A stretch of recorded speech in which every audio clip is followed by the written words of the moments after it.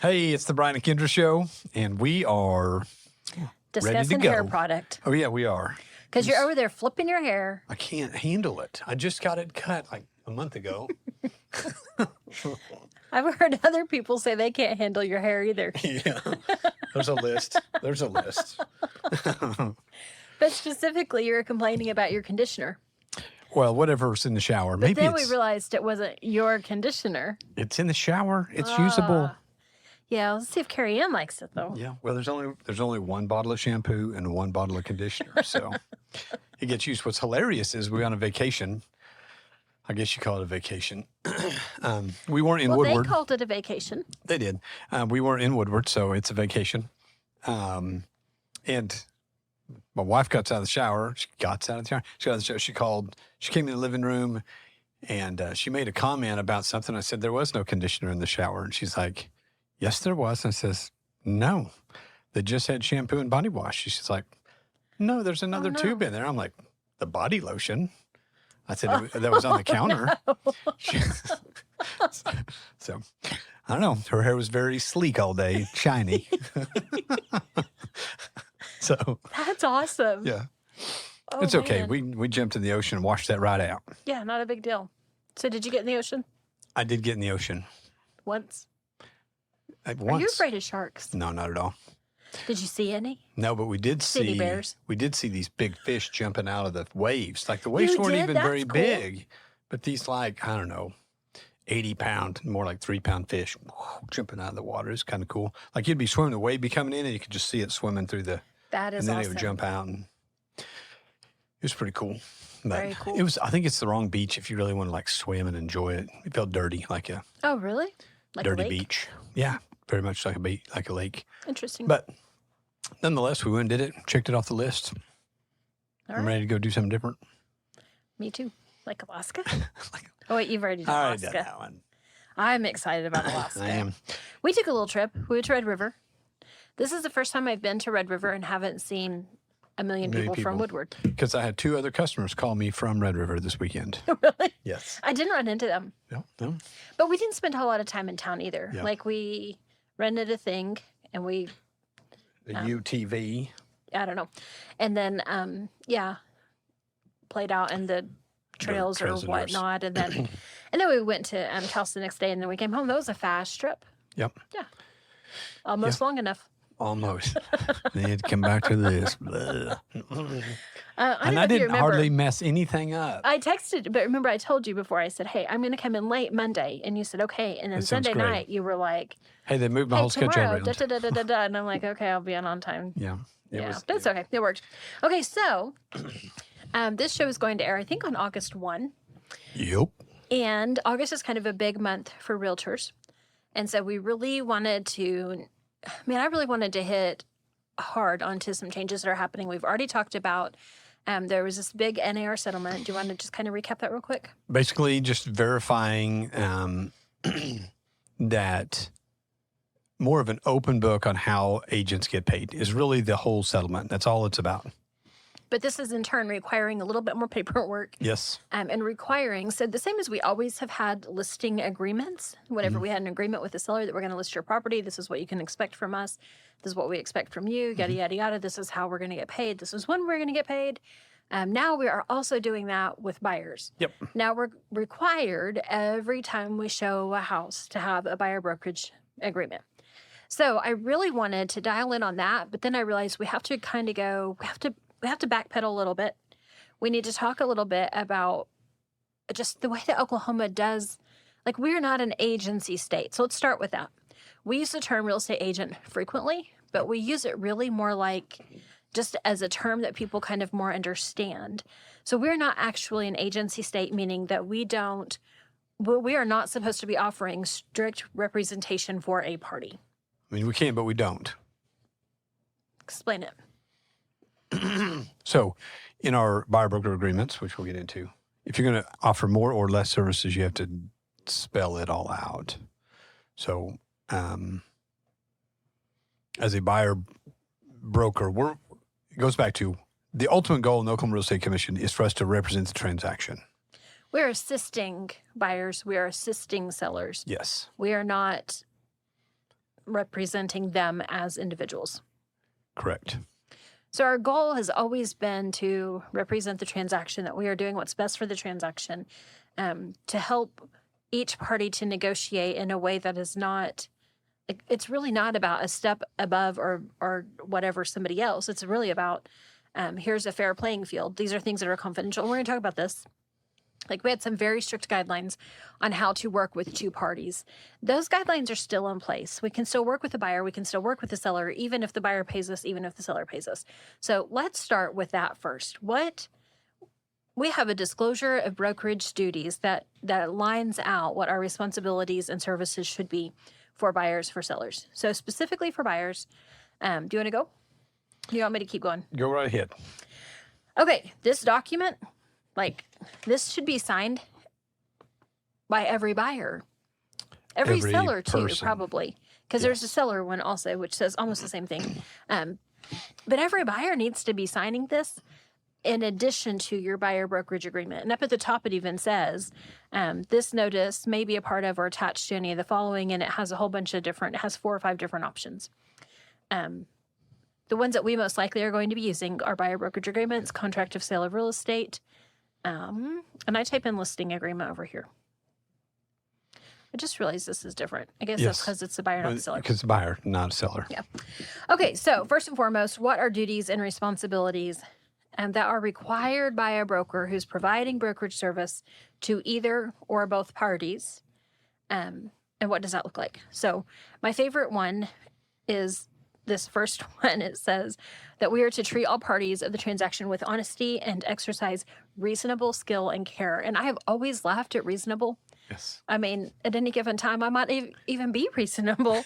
And I don't know who determines what's reasonable skill and care. We've seen some things, y'all. I was going to say, you want a list? Got something fresh on my mind. All right. But honesty is probably really the thing that, I guess that's saying that not everybody has to be an expert, but it sure does help if you are. But honesty, I believe, is the truest part of that. That is the most important and the one that we really rely on. So we're going to be honest with everyone. We can't tell all of the information, but we can be honest. Correct. And so honesty, that's what we're And the supposed to reasonable be. skill and care comes back to, I don't go list stuff or offer to sell you a house in San Diego. Absolutely. or That would not be reasonable. So even Enid, like, Right. to me, reasonable skill and care, I'm not going to care. I'm going to get some advice and help. I can help you do it. I can help you work through the transaction, but there's more to real estate than just that. Absolutely. So like Shane is a new guy in our office. Yes. He's already jumping in. So reasonable skill and care. He may not be an expert, but he's already, when he takes care of his people, he's getting advice from everybody in the office, Right. making sure he's taking care of his people. Absolutely. Okay. Unless specifically waived in writing by a party to the transaction, we are to receive all written offers and counteroffers. We are to reduce offers or counteroffers to a written form upon request of any party to a transaction. And we are to present timely all written offers and counteroffers. I think this is really important to note because a lot of times a buyer will want to just throw out an offer. If it's not in writing, it doesn't have to be tossed over to the seller. Right. So if you tell us, hey, verbally present my offer, we can verbally present it to a different agent. It does not have to go past that agent. We've done everything we can do. But if it's in writing, that agent has to present it to the seller. So that's super important. And that's why that's probably the number one reason why we take the time to do all of the paperwork. Number two being because we want you to know up front what you're getting into. What if your offer is accepted? Yeah, whoops. Whoops.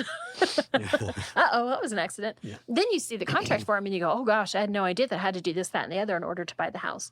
And so we want to make sure that you have all that information up front. All right, what's next? Inform everybody. So this is your job. You do a great job keeping everybody informed. What's going on? Actually, that skipped a line. I'm like having the worst time reading I am this. too. I That's- need that's your my glasses. I do too.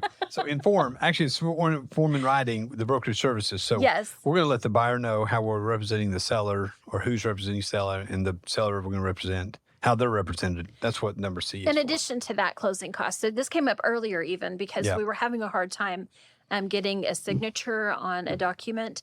And you said, can we just do this from the text message? And I said, well, I mean, not really, because we have to make sure that we disclose closing costs. Right. And so the text message really wasn't sufficient for that particular situation. This was a reduction in price. In order to do that with the seller, I had to give him, hey, this is how much what your estimate's going to be if this were to sell at this price. So, okay, that's part of that disclosure. Next step. Keep the party for whom the broker is providing broker services informed regarding the transaction. This is what I do. That's your job. And that's what you were referring to a minute ago. It did kind of scare me whatever you said in writing. I thought, well, sometimes I call on the phone. Yep. This is not very often. Yeah, but well, it already has in writing, happened. I thought, oh, wait. No, so this is why we team. Because you were running, and it's hard for you. It's hard for either one of us to keep up with both things with the workload that we carry. So my job is to be paying attention to what's going on, and then to pass that on to the buyers, to the sellers, and make sure they know. So that means, okay, Mr. Buyer, I heard from the abstract company today, and they finished the abstract, and they're going to be taking the abstract to the title attorney. Okay, Mrs. Buyer, just calling, or Ms. Buyer. Ms. Meyer. Ms. Buyer, I'm just letting you know that the title opinion is in, and I'm going to email it to you so that you can see that it's clear where you're ready to proceed to closing. So those are kinds of the details that we would be keeping you up to date. And it's our responsibility to make sure that you're aware of what's going on. Yep. Sometimes that's hard. Yes. Like sometimes I feel like I'm just messaging saying, I have absolutely nothing to tell you, but know that I'm still paying attention to see if I can get any information soon. Sometimes that's the only thing I can share. All right, timely account for money and property received by the broker. So most of the time, this is earnest money check that we're taking to a title company or another broker. We don't manage our own account, escrow accounts anymore. Keep confidential information received from a party or prospective party confidential. I think this is a big deal. I think this is the part. Yes, and this is really why I think it's so important to really note this whole thing about representation, because there are things that we have to keep confidential. Right. And we need to know, like, we had a customer just a while back that just weren't telling us the whole story. And we knew it, but we were still trying to serve them the best we could, asking the questions that we needed to, but like, and I say protecting our customer, but sometimes... Well, to make sure that we give them enough information so that they can make the best educated decision. But sometimes they need to give us information, right? Sometimes in order for us to give you the information that you need, you have to give us a little bit of information too. And I understand that fear of sharing all of the details because you think, well, I don't know that everybody needs to know this. Right. It's kind of a fine line, but we need to know quite a bit in order to best help you find what you need, where you need, at the price that you need. That being said, we cannot disclose that to the next party. Right. So yeah, even this last transaction, it was all about a situation. And once she told me the situation, I felt highly confident that we made the right decision. Right. It would have saved us a few house showings and time if she would have said it at the very beginning. Yes. We could have really raced through the deal. Again, it was all right, but... Right. So what things are specifically confidential? Well, I think anything that can leverage, the other party can leverage you in any way. So that's the way to view it. So that specifically means that how much a buyer is willing to pay, how much a seller is willing to accept, what the financial situation is. So, I mean, I think that's kind of the same thing, but yeah, they won't pay more. The financing terms. Motivating factor for buying or selling. Yes. I think this is one of the tricky ones because every time that we go into a house, a buyer goes, "Why are they selling?" And man, that's tricky because usually it really doesn't matter why they're selling. It's probably not really enough of a motivation for you to be able to leverage your offer one way or the other. And usually a buyer is asking that just out of concern. I think what they really want to know is the house okay? Right. I think that's it. I think that's really what the question is. Is there something wrong with this house? Why are these people moving? I mean, there's a few. There's a few reasons. Yeah, I'm not even going to get into that. I'm going to chase that rabbit. Look at you pull your focus right back to the topic. Yes. It went noted. Yeah. All right. So motivating factor for buying or selling is not something that should be disclosed to the other party. And if there's anything else that is specifically designated as confidential, then those things need to remain confidential. Right. It says unless something is public. So I think this is when it gets tricky. If they're getting a divorce, it's in the paper. Unfortunately, people know. Now now everybody knows. Right. So, but again, it's not like, that comes back to honest and reasonable care. We're not going to go out preaching. Wow, these Right. this house, they're getting a divorce. You probably get a great deal. Like that's Right. not the. That's also that's where the number one steps back in. And that should probably that's I might be misspeaking, but something that's been filed somewhere typically It's public record. is public record, but usually that isn't that kind of addressed on our property condition disclosures. If it's Or is that only if it's a government? oh, it's an active litigation. So if you're in the middle of the divorce, that's active Yes, litigation. It should be correct. noted on your disclosures. Correct. Okay, which brings us to the next one. This is one of our duties and responsibilities is to disclose information pertaining to the property as required by the Residential Property Condition Disclosure Act. This gets really tricky because sometimes the seller, some of our sellers just haven't lived in there. I can't believe you're over there eating your chocolate. It's so while we're good. doing this. Nathan, are you dying? Like, can you hear him? Is he being really good? I'll be okay. It'll be okay.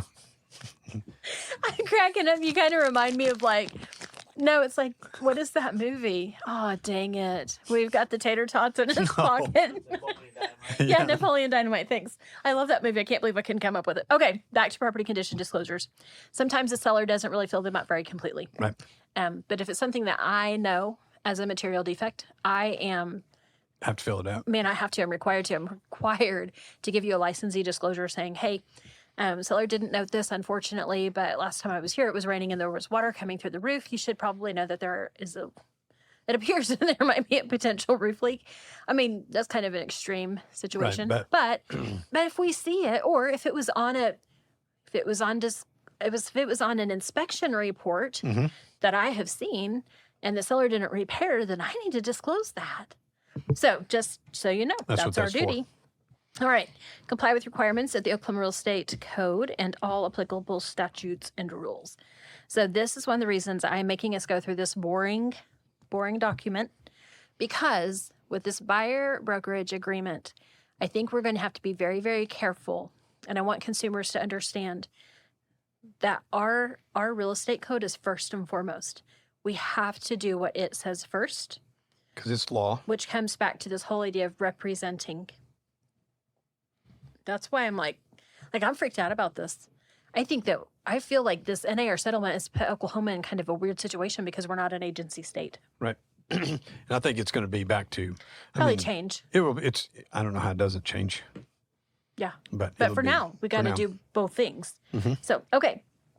When working with one party or both parties to a transaction, the duties and responsibilities set forth shall remain in place for both parties.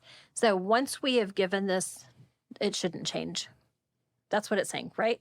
Right. So if you're working with one party or both parties in the transaction, it's set forth and remain in place for both parties. Now,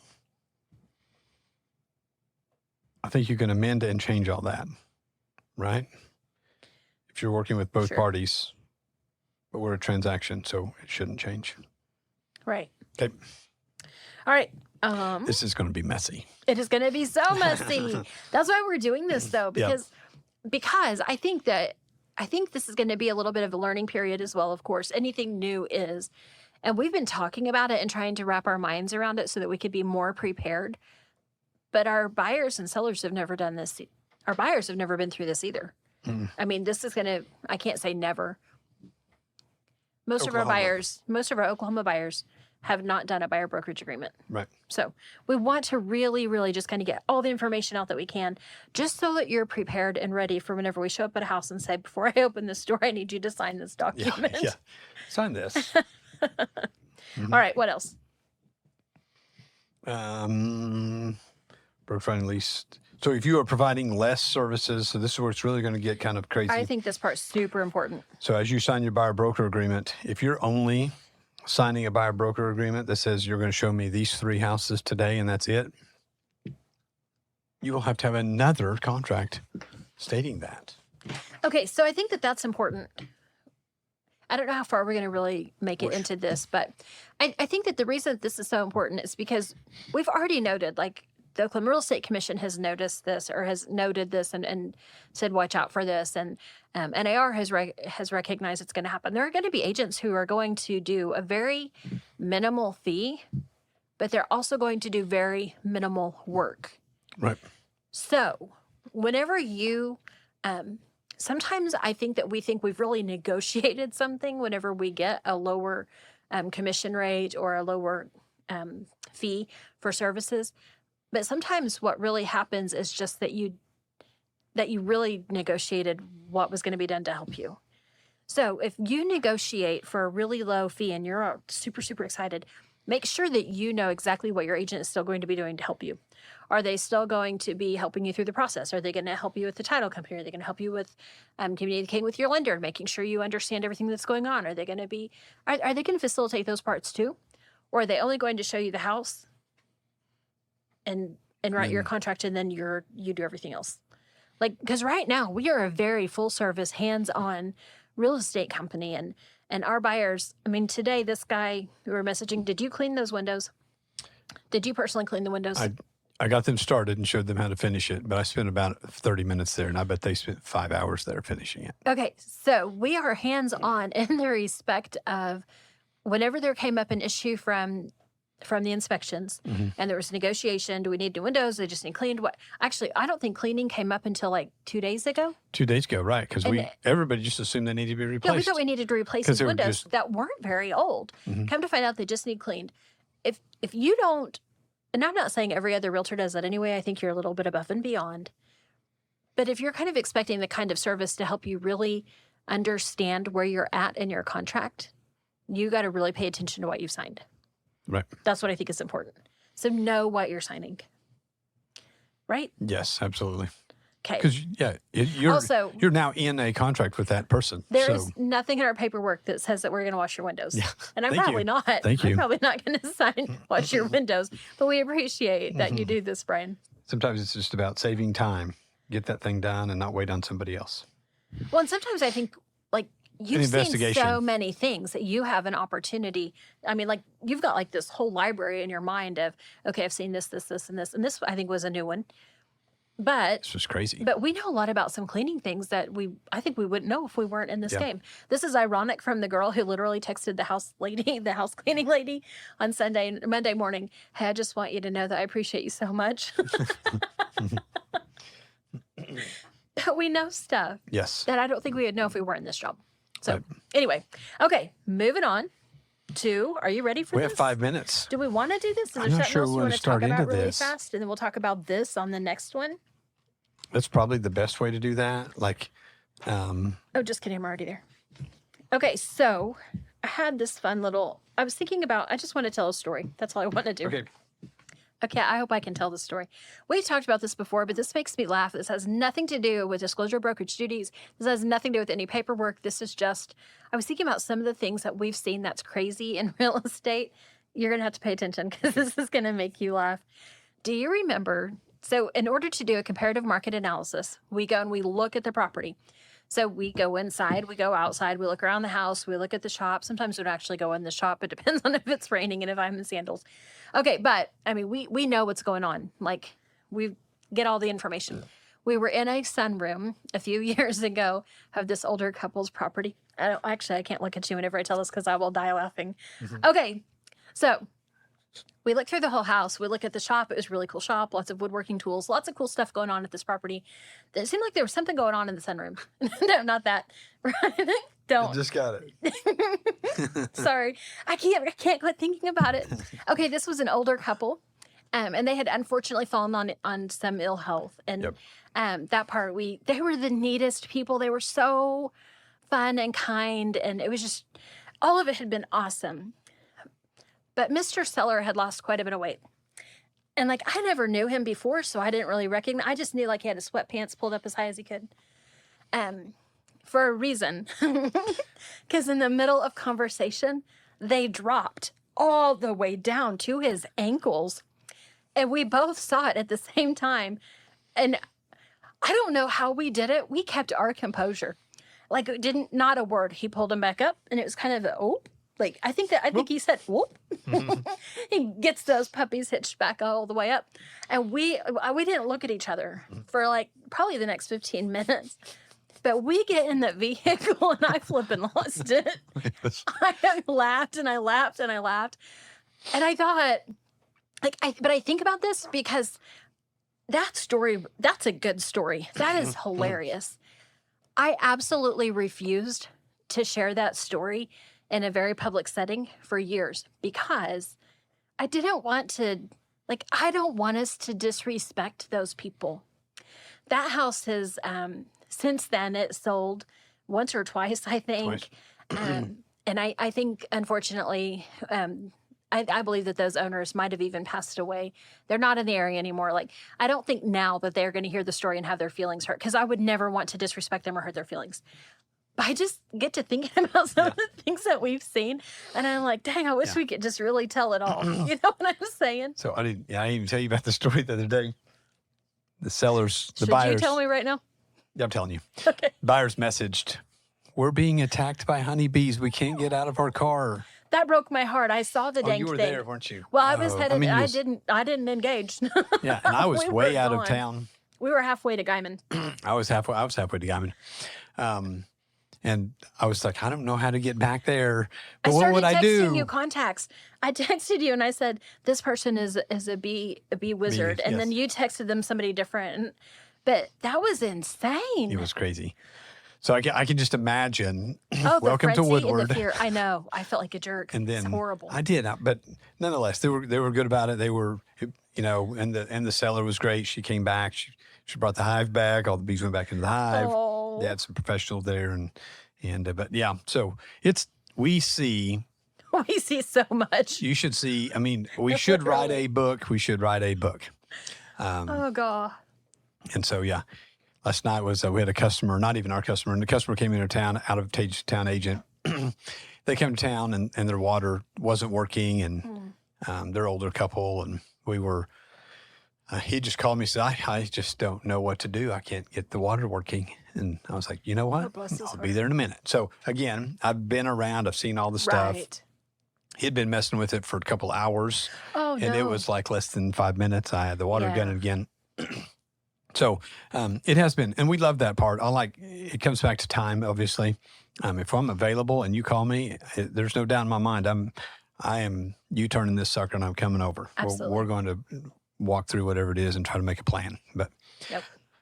so next time we're going to talk about real estate commission buyer's broker agreement. It's gonna be fun. It's going to be great. I really think it's going to be, it's going to require the agents to step it up. I So appreciate that it's gonna really clear up some things. So. yeah. So this is Brian Kindra Show. Listen to us next week, 580-334-2303. All right. See you next time.